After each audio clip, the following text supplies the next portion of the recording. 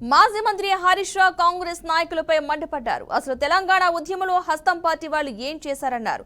తెలంగాణ ఉద్యమానికి రేవంత్ రెడ్డికి అసలు ఏం సంబంధం లేదన్నారు. రేవంత్ ఒక్కసారైనా జై తెలంగాణ అన్నారా అంటూ విమర్శించారు. తెలంగాణ కోసం పోరాడింది తామేనంటూ చెప్పుకొచ్చారు. మీరే ఆలోచించండి. ఈ రేవంత్ రెడ్డి ఎప్పుడన్నా జై తెలంగాణ అనగా చూసినారా మీరు? ఎప్పుడన్నా ఒక్కసారి ఎప్పుడన్నా అమరవీరుల స్తూపం దగ్గర 2 పూలు పెట్టినాడే? ఏనాడన్నా తెలంగాణ అమరులకు 2 పూలన్న పెట్టిండా?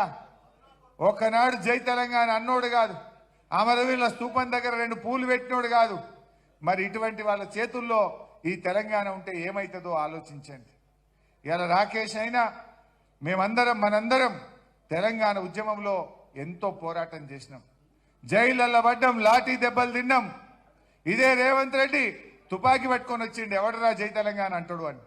ఉద్యమకారుల మీద తుపాకీ పెట్టినటువంటి వ్యక్తి. అటువంటి వ్యక్తి పట్ల మనం జాగ్రత్తగా ఉండాల్సినటువంటి అవసరం ఉంది. రేపు 10 ఏళ్ళు కాబోతున్నది. రాష్ట్రం ఏర్పడి 10 ఏళ్ళు అయ్యే సందర్భంలో హైదరాబాద్ను జాయింట్ క్యాపిటల్ చేయాలని కుట్రలు జరుగుతూ ఉన్నాయి. హైదరాబాద్లో జాయింట్ క్యాపిటల్ ఇంకో 10 ఏళ్ళు పెంచాలని కుట్రలు జరుగుతూ ఉన్నాయి. కేంద్ర పాలిత ప్రాంతం చేయాలని కుట్రలు జరుగుతూ ఉన్నాయి.